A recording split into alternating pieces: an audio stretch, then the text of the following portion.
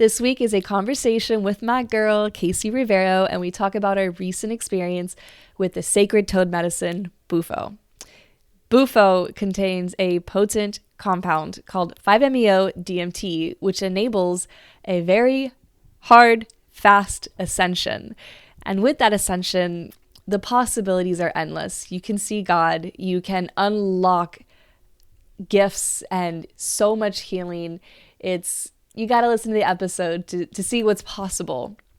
But with that ascension, we are human, and what goes up must come down. So Kasey and I have been on that roller coaster ride, and we share all about it. Highlights from this episode: the difference between DMT and 5-MeO DMT, the difference between sitting with ayahuasca and sitting with Bufo, details into my ceremony and how it unlocked my light language, and of course, details into Kasey's ceremony where she learned about this deep connection and repeating cycles that she and her mom experienced together and how she can break that cycle. And of course, it's a trip. So we go into so much more. I'm very excited to share this one with you. This is a podcast for anyone who's craving inspiration to reveal their full self, for anyone interested in sitting in ceremony with Bufo, for anyone who thinks that they want to do DMT because it sounds like fun. Hopefully you'll listen to this podcast, and I know we're giggling and making light of it, but you'll listen and be like, oh shit, this isn't something you do for fun. This is something you do to do hard work. And it's for anyone who loves a good story in the astral realms. If you'd like to connect with Kasey or myself, you can find all of our information in the show notes. If you enjoyed this episode, check out the show notes for related topics. Make sure you're subscribed so you don't miss an episode, and leave me your review, and of course, share with a friend. Your generosity in sharing this podcast and leaving your review is the way to help me grow. So if you really have gained something from this podcast, whether it's you're 2 seasons in or 1 episode in, doing something as simple as sharing or typing up a short review, it gives so much more than you could ever imagine for me in helping my dreams of this podcast growing. And when you do write that review, make sure you take a screenshot and share with me so that I can give you a personal thank you.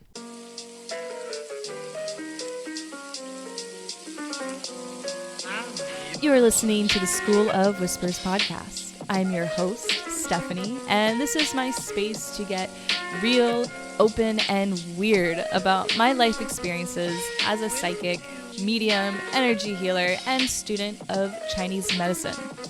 On the show, I'll be sharing my healing journey and the concepts I've learned along the way, and I'll be having guests on talking about the same sort of thing. I am so happy you're here, and I hope this show leaves you feeling inspired and empowered to learn how to listen to the whispers of your own body and spirit. Let's get into the show.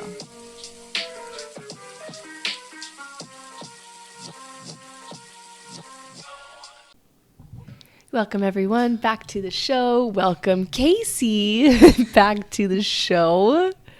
Say hi. Hi, guys. We are well fed. We just sat in Hape ceremony. We are getting ready to finally talk about our wild and crazy and wild experience with the one and only Bufo. Also known as 5-MeO DMT. So before we dive in, I want to briefly explain what is 5-MeO DMT, who is Bufo. To start, Bufo is also known as the Bufo alvaris, or the Sonoran frog, or Sonoran desert toad, found in North America, in the desert, in around kind of Colorado, Arizona area. And when you excrete their toxic venom, I think it's funny. In my research, I hear that it's either behind the eyes or glands right underneath their ear. I don't think they have ears, but glands around their neck. I don't know. But you extract that venom, and inside of it is a chemical compound called 5-MeO-DMT. If you heard my ayahuasca episode, which is linked in the show notes, I talk a bit about what DMT is, dimethyltryptamine, and I'm not going to get into what DMT is. You can literally Google that on your phone right now, and you'll get a big list of what it is. But the difference between the DMT that you would find really anywhere else versus 5-MeO-DMT, but I would say the difference between the DMT you'd find in ayahuasca or that you find on the black market is, this is according to my research, 5-MeO-DMT is a bit more potent. I would say when you find DMT in the black market, it is a quick experience. But with ayahuasca, it's more of a slow trickle compared to Bufo, it's a slow trickle. It's a lot. Ayahuasca's a lot. But it's about 8 hours of a DMT experience that's really progressed. And we're going to talk about the differences between DMT in ayahuasca ceremony versus DMT in Bufo. But Bufo is kind of everything everywhere all at once. I do want to make a note that I've listened to a couple of podcasts. Specifically, I'm thinking of one from Luke Story, the Lifestylist podcast, where he has these practitioners on the show, and they talk about how you actually don't necessarily need to extract the venom from the toad to have a potent 5-MeO-DMT experience.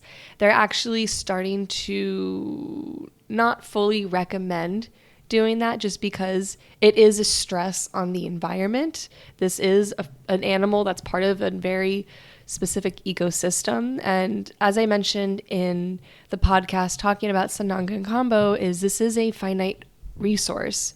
So we want to be respectful and just know that it's an option. Doing synthetic DMT, what they said in specifically synthetic 5-MeO-DMT, what the practitioners said on the podcast is that it doesn't make a difference. They still have a very, strong, potent relationship with Bufo, regardless of where it's extracted from. Because what you're going to hear Kasey and I referring to a lot is Bufo as like a consciousness, as like a teacher. We keep on, shit's been weird since ceremony. We keep on saying, oh my Bufo, because you can feel the spirit, the essence of Bufo dropping in here and there, being like, here's some shit for you to figure out. Hee hee hee. Do you have anything you want to say about Bufo, Case, before we get into our individual experiences? No, but I am excited to explain the difference between the two, because between Bufo, the straight hit of DMT, and then ayahuasca, huge difference. Mm-hmm. Huge. It's typically what happens is you do one big hit and then you see God for about 20 minutes. That was not our experience at all. The practitioner we were with actually titrates it. So she serves 3 smaller hits. Well, the first one is small to get an introduction, and the second one is bigger, so she titrates it up the dose, and then the last one is a big dose. But that being said, you did the big dose at the end. I felt like I could not do any more than that medium dose, because yay! Oh God, talking about this makes me miss it. The being in it, the after part. Not so much. Not so much. But yeah, you want to change your life? Go get your hands on some DMT. But be ready for a long road of integration after that one. Yeah, if you want to stir the pot. Yeah. Change your life for the better, but also stir the pot. Yeah, do you want to talk a little bit about why you chose to do Bufo? Because Stephanie texted me and said, hey, I want to go do another plant medicine. And I'm like, okay. Okay, the practitioner goes, are you aware of what it is? And I'm like, I have no idea at all. Frog, that's it. And so I had made plans to do that before I went to go do ayahuasca, right? Really? And then Steffi, she says, let's go do something. And I'm like, okay, let's jump off a bridge. Okay, as long as she's doing it with me. You're the one that jumped off the bridge. Yeah. Yeah, that's a whole other bungee jumping, nothing crazy. But I saw Kasey jump off a bridge and I said, she supported. No thanks. Because you did ayahuasca and Bufo kind of in close proximity, and something that our practitioner, what I really loved is she did a vetting process. She wanted to talk to us on the phone, and she said to me, I don't know if she said to you, but she felt like it was pretty important that I had done ayahuasca before doing Bufo. Yeah. Just because it's a lot. Oh my God. It's a lot in the system.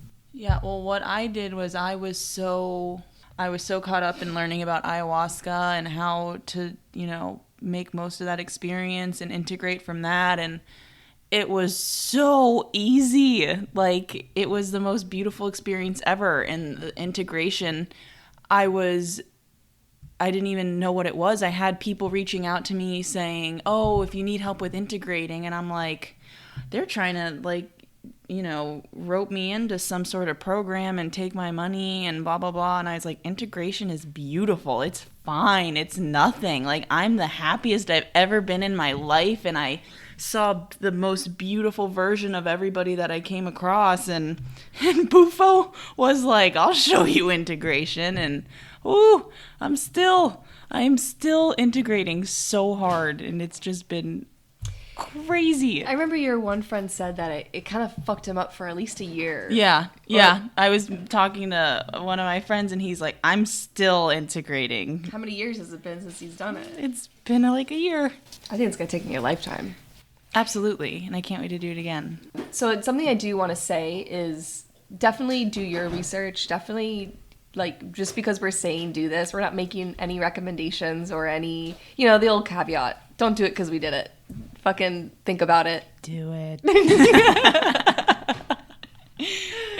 Okay. We were talking earlier today. We were just like, it's so funny because now we look at life and like if something is like you really want to change in your life, we can so easily just be like, go do a plant medicine. Like if you really want change, go do it. And people are just like, yeah, I mean, I definitely want to do ayahuasca or do some sort of journey and it's just eventually, and it's like, go get it over with because it's gonna pay off. Like, it is so worth it.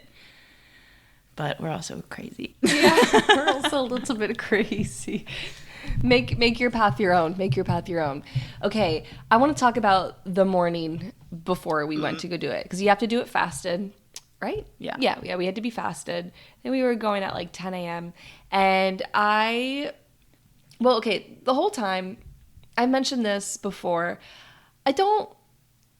Growing up, I loved psychedelics. I loved tripping on acid, doing mushrooms, doing all those things because I think because I wasn't very conscious. And so doing those things brought me to a level of consciousness that was like, wow, look at the world, childlike wonder. Yeah.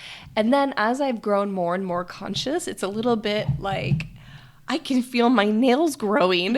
I can feel all timelines before and after.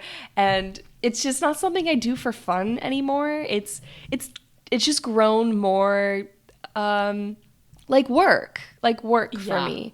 So I was, and especially because of... It's also putting meaning to what you're seeing. Like at first you would just kind of sit back and watch that thing like a movie. And I guess then I wasn't ready to unlock the dark corners. Right. That's why, a lot of people have bad trips, and it's because, you got a lot of shit in that's opening up, and it's not a bad trip. It's just you're actually facing a reality that, But, before, I can't talk much because ayahuasca was my first psychedelic that I actually did. I've microdosed a million times, but never did LSD. I did, party drugs, but didn't see much. You mean amphetamines? Yeah. Yeah. Yeah. Sorry, Mom, if you're... my family doesn't listen to this. But yeah, I've done acid quite a few times, and there was one time that I did it, and I was like, no more. No more. Because I had an absolute ego death, questioning everything. Who the fuck do I think I am? So that was kind of my first introduction to, things can go south very quickly if you're not ready to face things. And then with ayahuasca, it was tough. It was tough. Listen to that episode if you want to learn more. And of course, you want to hear about Kasey's experience, which is totally different from mine, linked in the show notes. But it was so hard. And then I remember shortly after I did ayahuasca, not shortly after, like 5 months after doing ayahuasca, we went to a friend's birthday and she had mushrooms for everyone. And I did what I thought was a microdose, was not, flat out having ayahuasca visions, seeing, again, all timelines, past, present, future. And I remember just being around people who were drinking. Some people were on mushrooms and laying on my back being like, fuck. So yeah, I was scared. Yeah. Morning of Bufo, long story short. Oh yeah. I was scared. Kasey was excited. But I realized I had been doing a lot of work around people pleasing.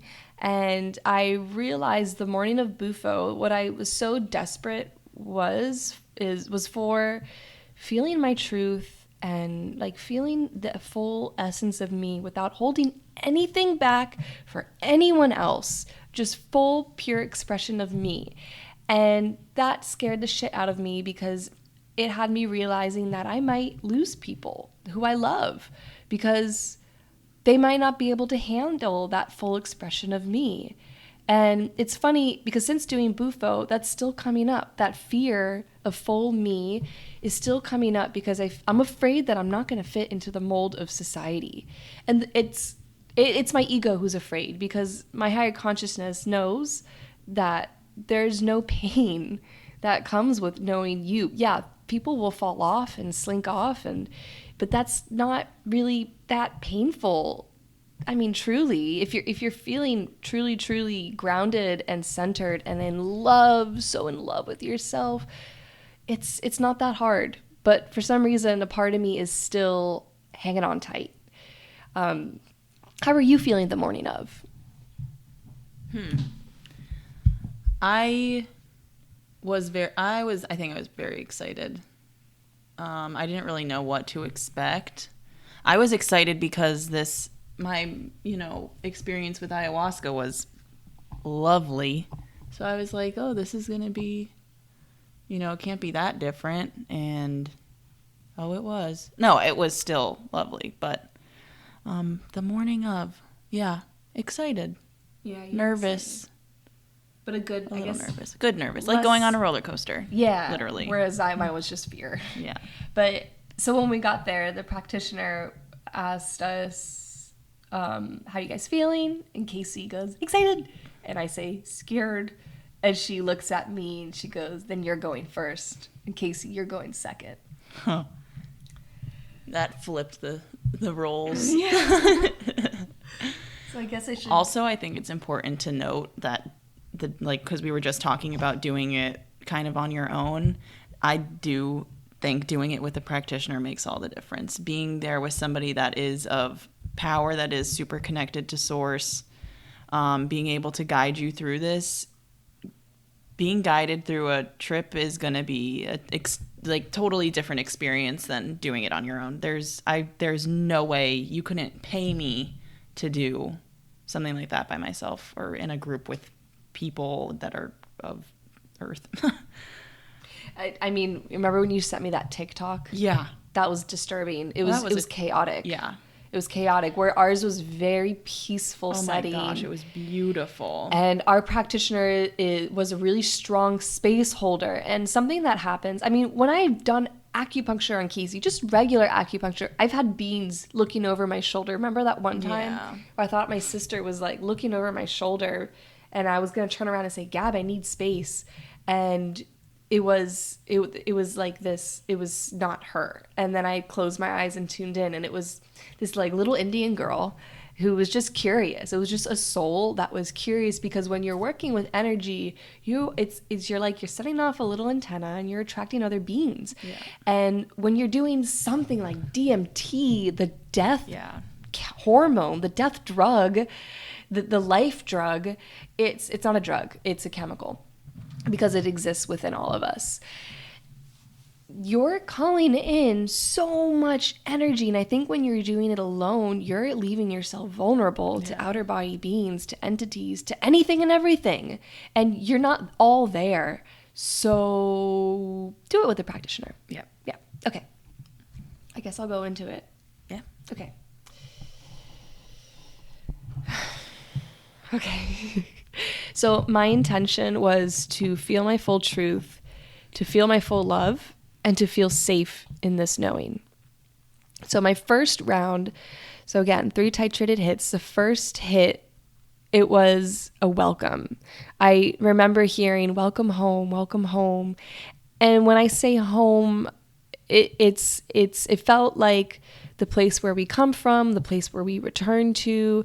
It felt like the matrix was dissolving around me, but very gentle. It was all very gentle. And I think a key portion of that was me saying, I want to feel safe in this knowing.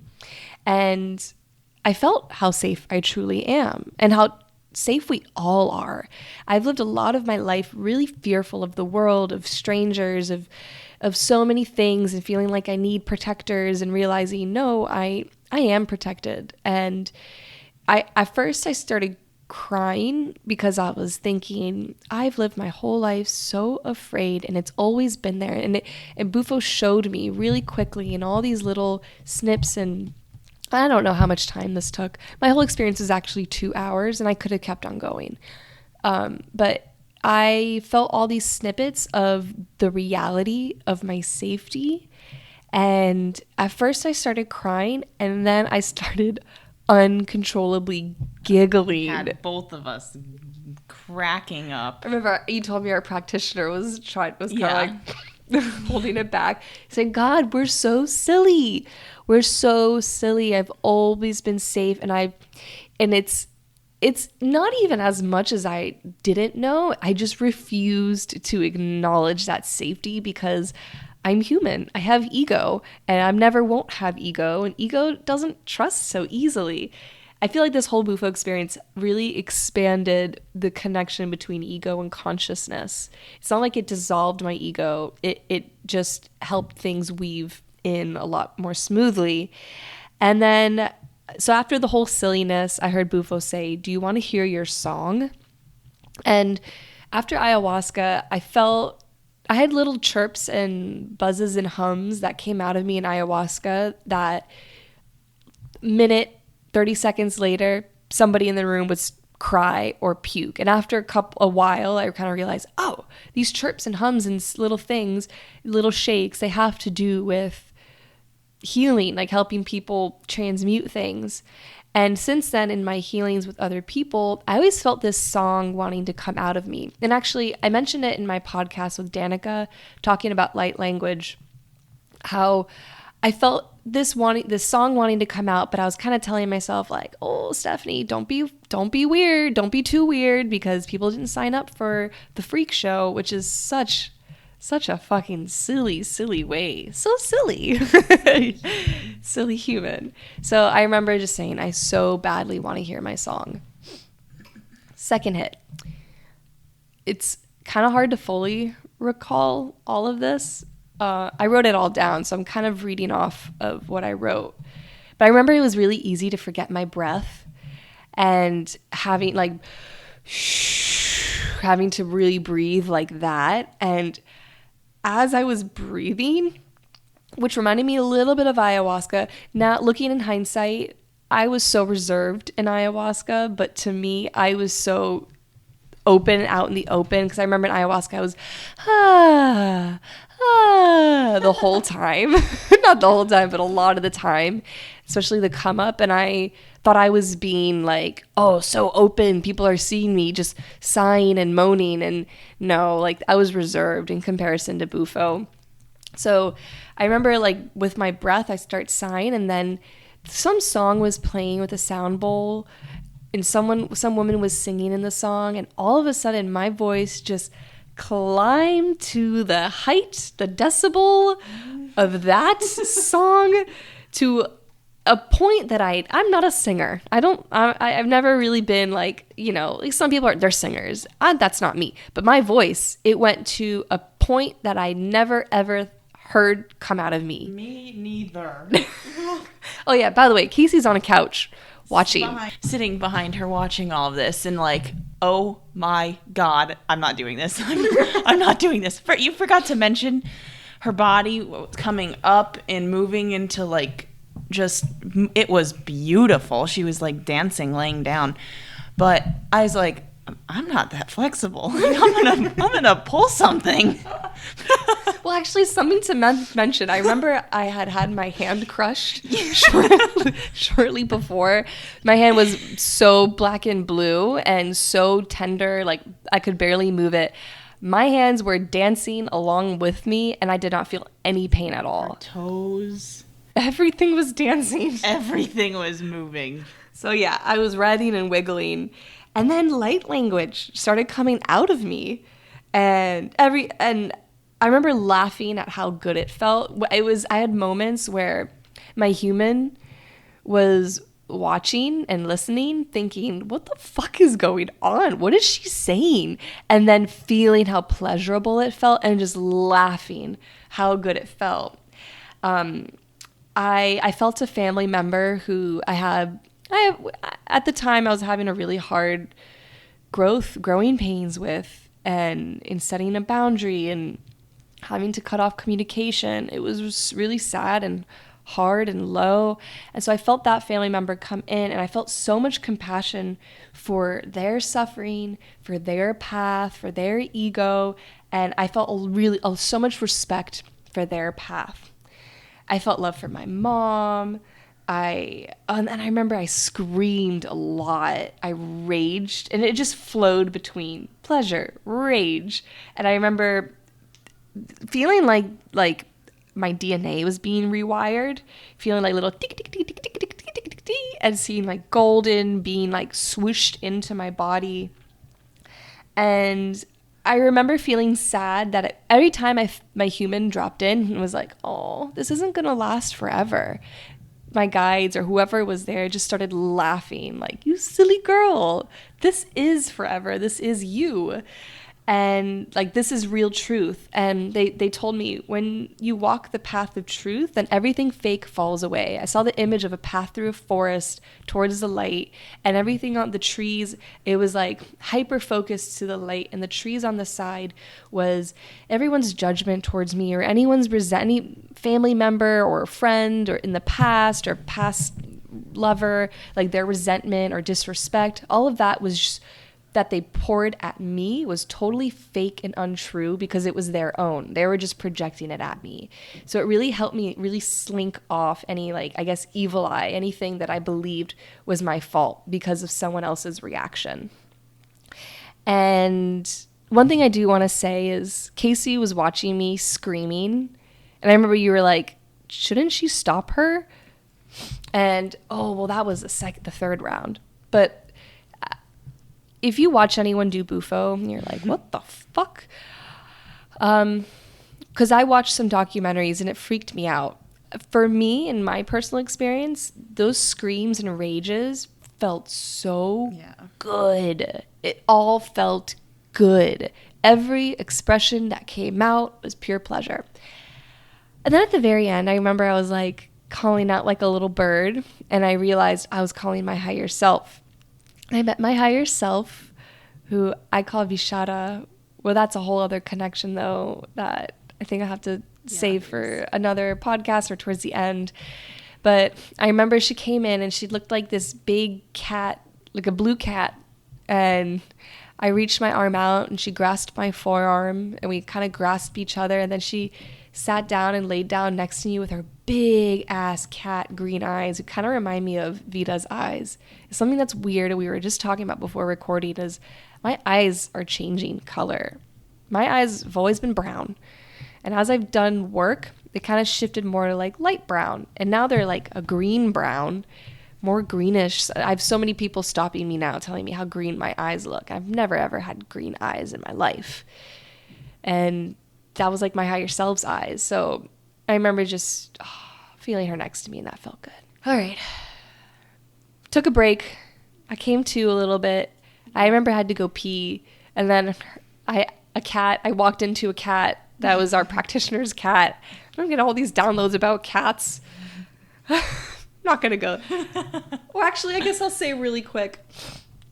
I did learn, maybe it was between the first and second hit. I don't know. I remember learning that, cats are kind of spastic. And when an energy comes in, they're kind of like, whoa. It's because they don't really have as much of a skill as we do in quelling down emotional reactions and energy. It flows through them so easily, like a child. And that's why they're so pure and clear. But that's just something I learned about cats. I thought was kind of interesting.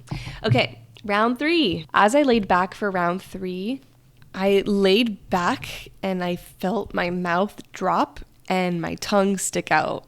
Like, I don't know if you know who Kali is, the goddess of chaos, but that's a huge part of her as she sticks out her tongue.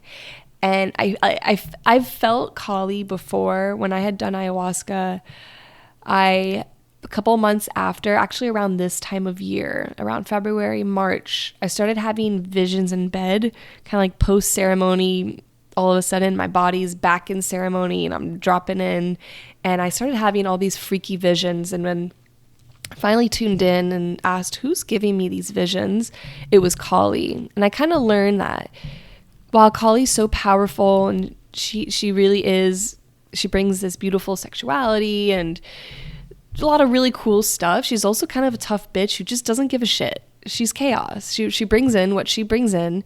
And while she's a protector, she's not really worried about what you deem as comfortable or not scary. So when I felt Kali come in this time, so after that point, when I first introduction to her last year, every time I felt her come in, I was like, oh, fucking great. But this time around, I felt her, and I remember feeling this invitation. Come in, sister. You're my sister. Come in. Come through.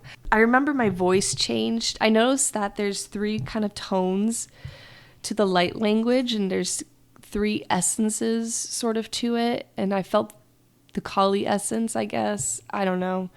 But this isn't all chronological at this point. But I remember like just healing my womb space, my reproductive space, and feeling so free. And then I'm not going to get into the details of this because it's really not my thing to share. It's not my trauma to tell, but it was a trauma that was sitting in me. I experienced traumas that my parents went through, and I really had that firsthand experience of what it means to carry your parents and your ancestors' shit. And in these traumas, my parents were so young, they weren't able to express in the way that they needed to express to release. And so I did it for me through them. It was like I was in there. I had visions of being in their trauma and just screaming and raging and crying in the way that I know for a fact that they weren't able to do. And I remember the practitioner coming up behind my head and touching my head. And then she walked away for a second. I was like, come back, please. And she started petting my head and telling me how I'm so beautiful and so worthy and safe and loved. And I realized that she was soothing my parents in the way that they never were able to be soothed. And towards the end, so I've connected with 2 of the souls of my children at different points in my life, like my future children. I'm not a parent yet. And there was always this 1/3 soul who it was a faint light trickle of a soul. And I remember one time my friend gave me it seems to be a common theme, a microdose that wasn't a microdose. She gave me a capsule last year of like 0.3 grams of mushrooms that knocked me on my ass. And I felt that 3rd soul of that child trickle in. And I was like, why can't I feel you? Are you going to die? Are you going to die? And I'm meant to just like have a child and lose a child. And I remember negotiating with her, what can I do? What can I clear out so that you can come in? And it just never was fully clear until this moment in Bufo. I cleared out my parents' trauma, and then I felt like a baby was being placed on my chest. And I thought it was my mom being placed on my chest, but after I remember bringing my hands to my chest, and I was like, oh, this is that third baby. And I had this realization by clearing out that trauma that was encoded in my DNA, I made space for her to come earth side. So that was also really, really powerful. And yeah, I really just, at that point, I just started clearing out a lot of sexual trauma that was through my lineage on both my mom and my dad's in my ancestral side. I remember just like feeling like great-grandparents, great-great-great-grandparents, and just clearing out that line within me. And I could have kept going. I remember our practitioner kind of tapping me, being like, are you here enough where maybe like, do you want to walk over to this mat over in the corner because it's Kasey's turn? And I was like, oh, hello humans. And Q and Kasey, your turn, my friend. Yeah, so I was up next after Stephanie I'm literally sitting in the corner with my eyes wide, tail tucked, just like, I don't want to go. I don't want to do that. And then it was my turn, and I was so nervous.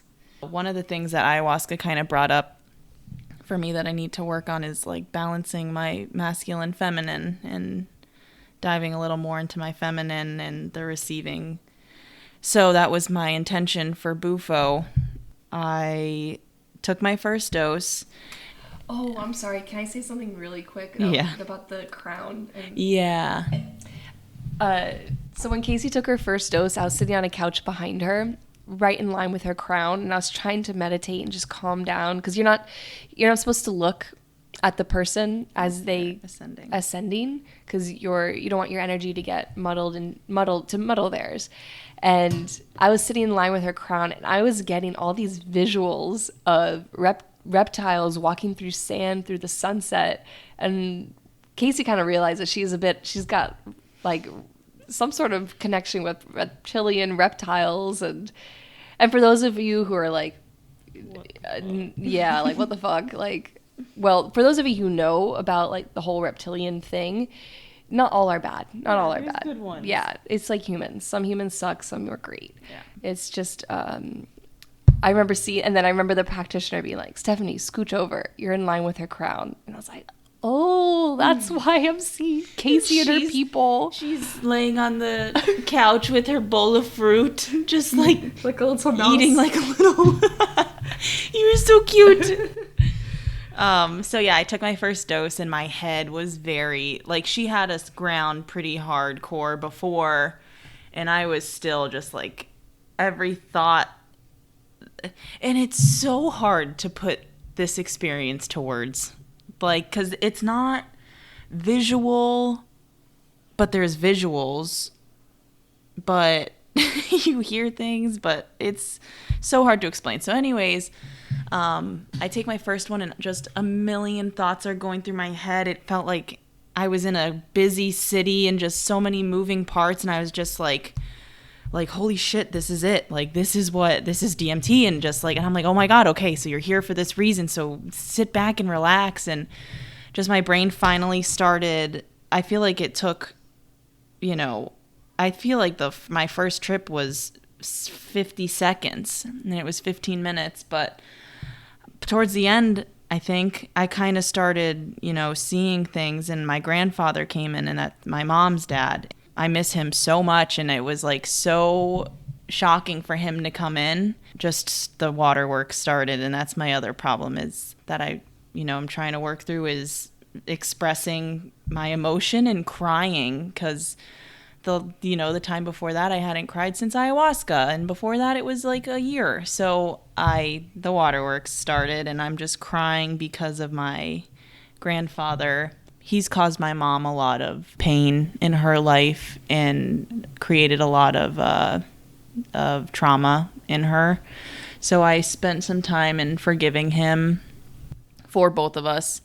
And then I asked about my grandma. Both of my grandmas are still here. I asked about my grandma Katie, who's on my dad's side.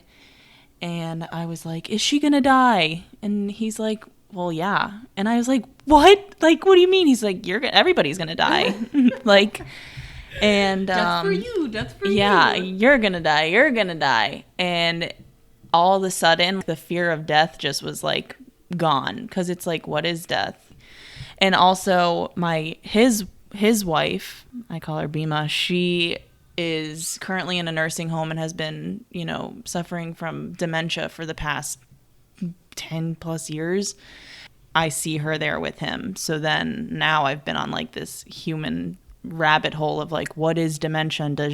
And I think her soul is there with him and her body is just stuck here. And I told him and gave him permission to take her because, what a horrible suffering. Their souls are connected. And as soon as he passed away, she literally lost her mind. And it's just so crazy to see the human body be able to do that. So anyways, I just felt like I had a million questions that I wanted to ask him about death and stuff, and then it just started to go away, and I was finished with my first dose, hysterically crying. And you were more of a Buddha. Yeah. Oh, I just laid there. You cried it was very not a controlled cry, I wouldn't say that. It was just a weep. It wasn't a... Really? I felt like it was. Screaming. No, you were just weeping. It's... In comparison, I was a banshee. And oh my gosh. Kasey was a Buddha. Yeah. If I saw Kasey do it before I did Bufo, I would have been like, easy. I can do this. Yeah. Yeah. So then she asked if I was ready to go up in the dosage. I was like, oh yeah. I was so ready to get back into that and just figured I could pick up kind of where I left off, but it took me to a totally different place. So I took the hit, I laid back, and the whole time I was it was a lot about my mom and healing that stuff, and I couldn't tell the difference between who she was and who I was. So it was a lot of looking in a mirror and I'm her, but she's me. And then her as a child, and then me, and her as a teenager, and then looking down and it's my body, and it was just very beautiful seeing how connected we are, and then hearing how some of the karmas in this lifetime she hasn't fulfilled. Then, things started coming up about her and my dad and love and that kind of karma and trying to separate our lives because she is now older and has gone down one path and I don't want to follow that path. And I did see that there was the similarity in our path up until this point. But now it's funny because I'm doing the work and now her life is also changing as well. And it's just so cool because it doesn't matter. And she's doing the work now too. Yeah. And I got her to do the work as well. And I'm so proud of her. I love you, Mom. And just one of the big messages was that, she could have only been loved by my dad as much as she loved herself. So it didn't matter. It didn't matter, who was put into her life.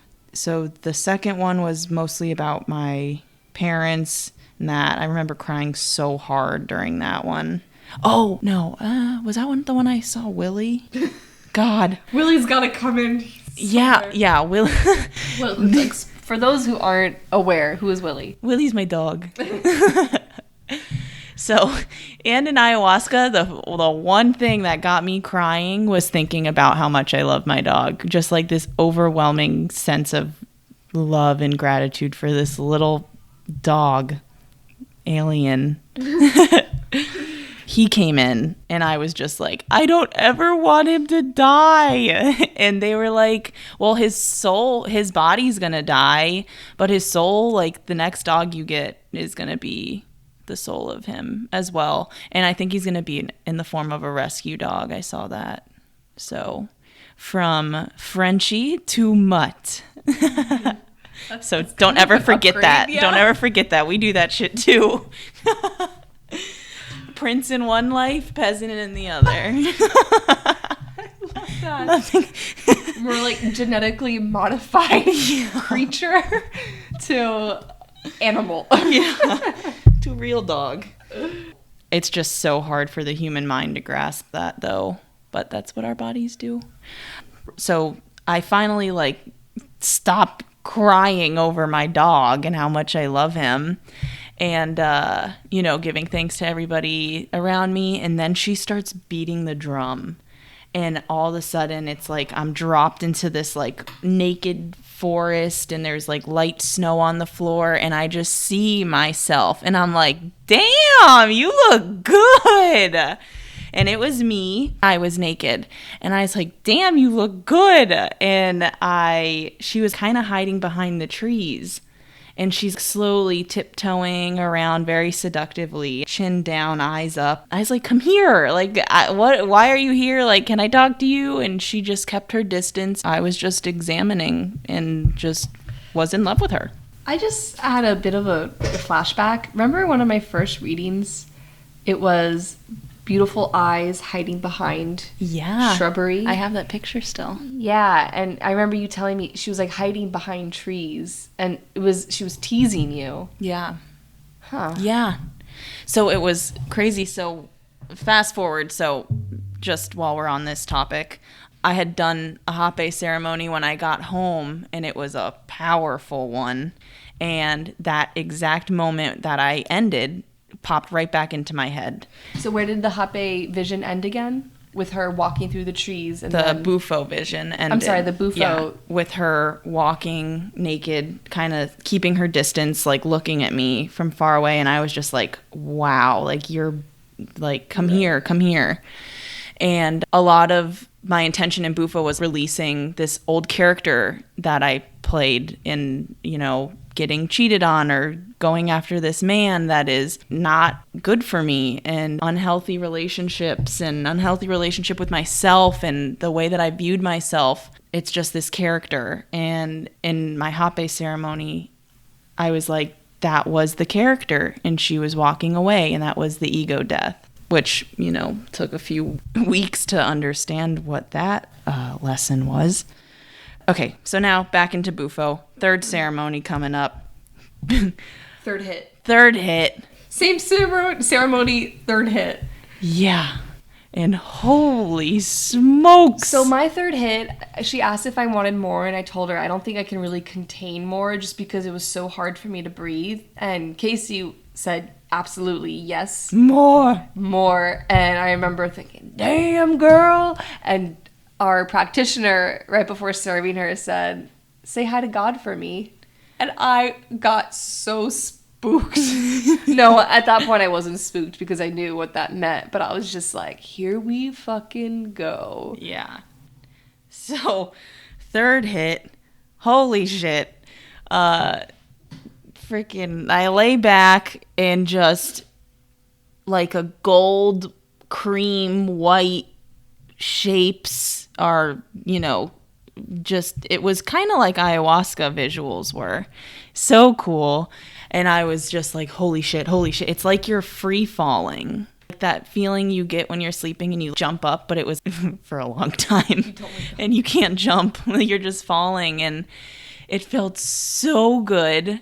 I remember one of the things, because I was focusing on the come up. And then I'm thinking about, we kind of do that in life, like what's next, or like what am I waiting for? And you're waiting for this come up, and it's like you're in it, like you're in the come up of life, and just sit back and live in that moment, because I was like waiting for something else to happen in this come up, and I was just like, tap in right now, like while you're on the come up, tap in and enjoy it. Then the third one was all about just me and self. I had a visual of me with like lenses on, these, goggle looking things, and taking them off and being able to see myself as somebody totally different, but me for me.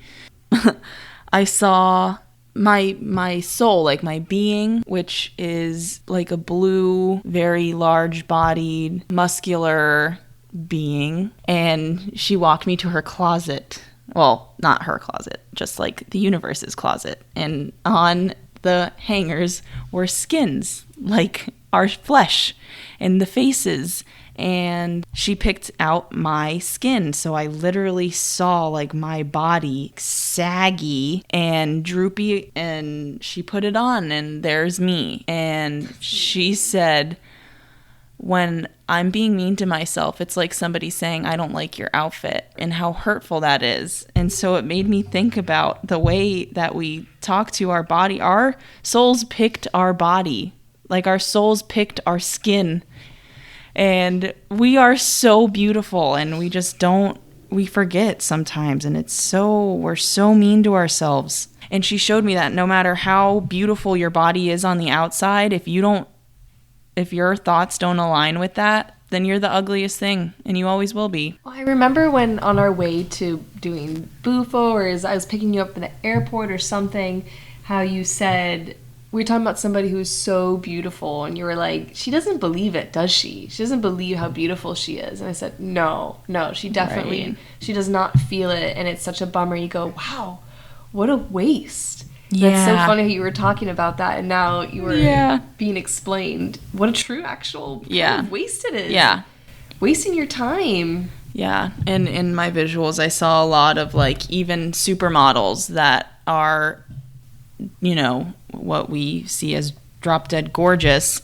A lot of them have a lot of shit going on the inside where it doesn't matter what they look like on the outside because they don't believe it. And that's something that we need to get over in this lifetime. I know a lot of girls battling with that. I see it a lot in my clients, and it's just like, how come you can't see you the way that I see you? And it's just, it doesn't matter. So that is diving inward and taking care of that. Yeah, and I think there's a lot kind of working against us almost. I'm not saying that we're victims, but that does sometimes feel like you're swimming upstream, especially in the way I grew up. We were told looking a certain way made you important. Right. And if you didn't look that way, then you didn't really matter. And then of course the products, the things, to buy everything, you have to buy things in order to get there. And it seems like what you learned is no, you have to feel it and believe it. Right. And clear it to get there. While going through all that, I had like a little past life glimpse, and it was of me as a super overweight woman with this huge double chin, and I just remember grabbing her and just like kissing her everywhere. And she was like, I'm never gonna let myself look like this again.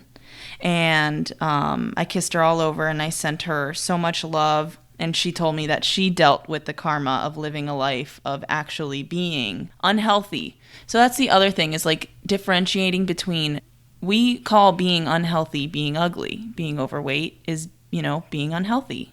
So she kind of like explained that to me a little bit. And she said that she fulfilled that in my lifetime, that she put an end to, like, she will never ever live a life where she is unhealthy.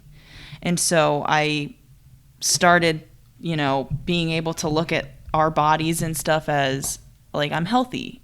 If, you're not fat, you're just not healthy. That was it. And then I kind of got sense of, first of all, I can't even explain how good the whole 3 felt. That was, and just like Stephanie said, having to come back to life, I was just like, please, no. So then the third ceremony at the very end, or third hit at the end, I am asking, what else do I need to hear, blah, blah, blah. Like, oh yeah, I came here to talk about my feminine and all that stuff. And one of my guides were like, we gave you a vagina. Like, we literally gave you the funnest toy in the human body. Have fun. Not go, sleep around, but have fun with it yourself. And how did I say it? Basically, have fun with it. Yeah. Like, enjoy it. And, I think that kind of turns into, I guess, the partners that you've had in the past, how it's brought you more grief than pleasure. Yeah. In a lot of ways, like that lasting feeling. And it's almost like them saying, you don't need them. Yeah. To find the pleasure that you're looking for. It's right there. Yeah. So that was funny. They were like, it's so cool. Like, you literally have a vagina. Like, how cool is that? And I was like, wow, that is so cool. And then before I checked out, I said hello to all of the beings that worked on me in ayahuasca. It was so funny. I looked out and like saw them in like the break room. They were kind of like sitting crisscross, like crossing their legs with their arms slouched over, and they were just like one arm wave, like, hey, hey, you. So it was so cool, and I just didn't want to get out of it. And yeah. Speaking of that, so if I could sum up what Bufo has done for us, it's pure pleasure within ceremony. It's almost like he says, let me hold you while you have a full body orgasm. Yes. And then For 2 hours. For 2 hours or however long. But then when you go into real life, that's where get fucked. Yeah. It's where the real ceremony begins. That's so true. I really, it's so hard because Bufo's so deep, and there's no regrets, obviously, and I needed to feel that, but it was really hard to get back to the real world because you're in this place where you're so accepted and so loved. And shortly after I came home from doing Bufo, I remember I smoked weed for the first time in a long time and did a long, deep meditation. And I was going to astral project, and my higher self said, no, come in. Don't go out. Go in. I want to show you. And she kind of showed me, I guess, like a dimension where we spend a lot of time, and we did a whole ceremony together. And I said, I want to see what it's like out there, because at the time I was feeling, how am I going to bring this light language into the real world? How am I going to show my husband this? How is anyone going to see any of this and not think demon or whatever it was, whatever judgment that I was placing on myself?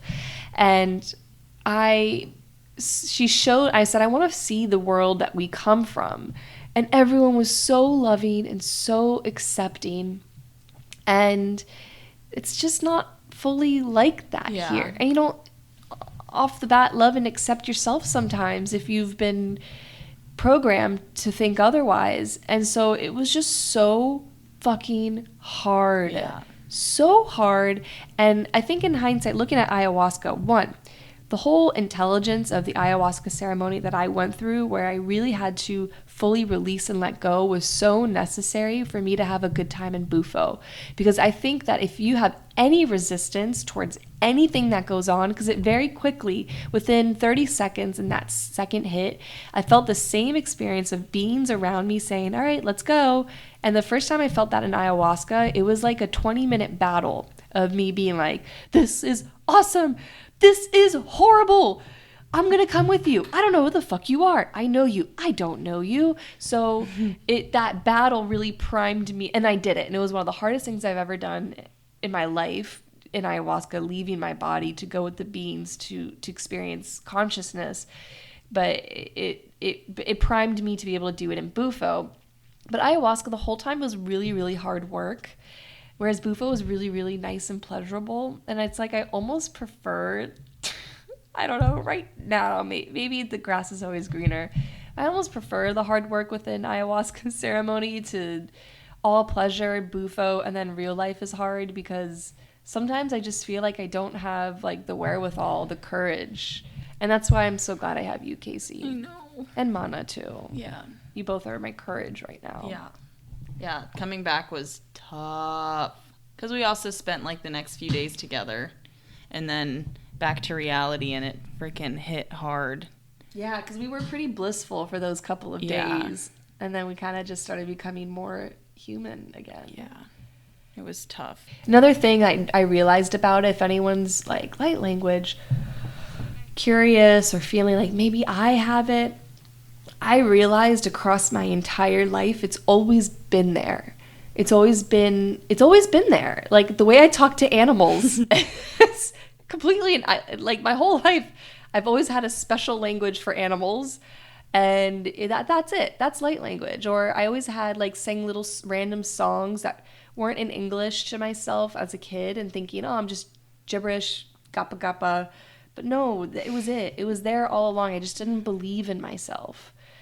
And another thing is I've noticed that the things that must be done in order it was almost like I was shown what's possible, where I can go, how I will feel when I release what's between me and that purest expression of me. Because of course, with all these medicines, they give you the key, and then you have to do the renovation to the house. Like, they help you enter the house, they help you locate the house, and then you have to do the work to make it what you want it. And whenever I've been presented with an opportunity, I'm like, oh yeah, this was in Bufo. Oh yeah, I'm not ready to change this right now. Then I feel absolutely horrible. Oh, yeah. He does not let you. Like, same thing with me. As soon as I get home, somebody that I should not be talking to starts talking to me, and I kind of went for it. And me resisting was, he made sure to make me as uncomfortable. Bufo. Yeah, Bufo. Made sure to make that situation the most uncomfortable, and I had nothing else to do but to just totally let go of that. So very strong. And how many times have we called each other, been like, oh, I know what I need to do and I don't want to do it. And it's at least twice a day ever since. And what I'm so grateful for too is our highs and lows have been they've matched. She was high when I was low. I was low when she was low. So we were able to be there for. You mean you were high when I was low? Yeah. Yeah, you said you were low when I was low. Oh. Yeah. No. No, yeah. And it worked. So we were just like, thank God that you're, humanly capable of holding space for me right now, because I can't do that for anybody. But it's been, what a trip, man. I'm ready to do it again. Are you? I think I'm ready to do ayahuasca before Bufo again. But that being said, I have friends who've done it like 2 or 3 times within a year of doing it after the first time. So it really is so specific to the person. You really just need to listen. Yeah. I remember sitting with Hape and I was like, what's the next plant medicine I need to do? Like, I need something now, because I was trying to integrate. And I was like, okay, well, now I need help with that. So I'm just going to reach out to a plant medicine. And they're like, bitch, sit there and do the work. Like, you're doing it. Being human is the most difficult ceremony and the most rewarding ceremony of all. Yeah. Are there any other, I'm going to feel in to see if there's any other last parting, because this has been such a big podcast we've been wanting to do for a while. So I just want to make sure we crossed our T's and dotted our I's. And what a difficult experience to explain, because it's all of this that happened in the span of a few minutes. A lifetime of work. Yeah. And there's so much that I, forgot about. Everything has definitely become more clear. Well, yeah, there's moments of resisting. I think we're not giving ourselves enough credit, because there's also huge changes and opportunities that we've said yes to. Yeah. It almost progresses timelines. And I mean, where I am right now with my light language is it's what I do. Every time I do Hape, it comes out. If I play my drum, it comes out. If I'm driving in the car and I'm finished with a client and it was kind of, even if stretching somebody, and it was just, they have strong energy, or my energy my boundaries weren't completely up, I do it. And it, sometimes it comes out like a sneeze, there's no control. Or sometimes I hear it in my mind first and then I start singing it, and every time it's just been a home base for me. I feel so comfy and at home when I do it. It helps clear me out, and it's changed completely how I heal other people, because it's my higher self. It's not my human healing people as much anymore. Stephanie comes in here and there, but it's I'm not as human in it, I guess. I'm a little bit more in my higher self. And as I was saying, another thing I wanted to mention about the family member. Shortly after doing Bufo, I went to do Sananga, which is another plant medicine. It's eye drops. It's non-psychedelic.